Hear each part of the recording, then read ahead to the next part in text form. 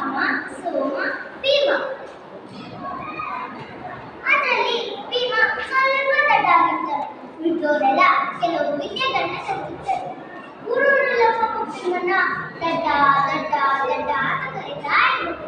ಒಂದು ದಿನ ಊರೂರೆಲ್ಲ ಕೂತ್ಕೊಂಡು ಈ ಹಳ್ಳಿಲಿದ್ರೆ ಏನು ಸಿಗಲ್ಲ, ನಾವು ಪಟ್ಟಣಕ್ಕೆ ಹೋಗಿ ಚೆನ್ನಾಗಿ ದುಡ್ಡು ಮಿಕ್ಸಪ್ಪನೆ ಮಾಡೋಣ ಅಂತ ಯೋಚಿಸಿದ್ರು.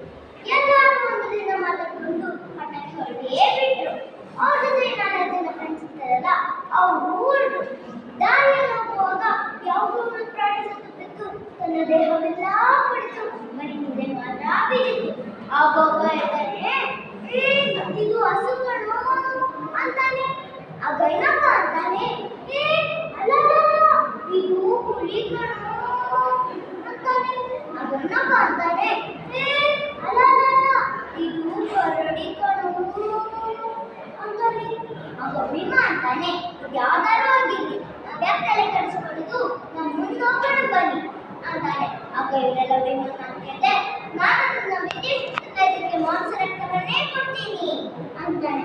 ಆಗ ಇನ್ನೊಬ್ಬ ಅಂತಾನೆ, ನಾನು ನನ್ನ ವಿದ್ಯುತ್ ಜೀವವನ್ನೇ ಕೊಡ್ತೀನಿ ಅಂತಾನೆ. ಆಗ ಇನ್ನೊಬ್ಬ ಅಂತಾನೆ, ನಾನು ನನ್ನ ವಿದ್ಯುತ್ ಆಹಾರವನ್ನೇ ಕೊಡ್ತೀನಿ ಅಂತಾನೆ. ಆಗ ಭೀಮ ಅಂತಾನೆ, ಬೇಡ ಕಣ್ಣು, ನಾವೇನಾದ್ರು ಹುಲಿನೇ ಆಗಿದ್ರೆ ತಿಂದಾಕ್ಬಿಡುತ್ತೆ ಅಂತಾನೆ.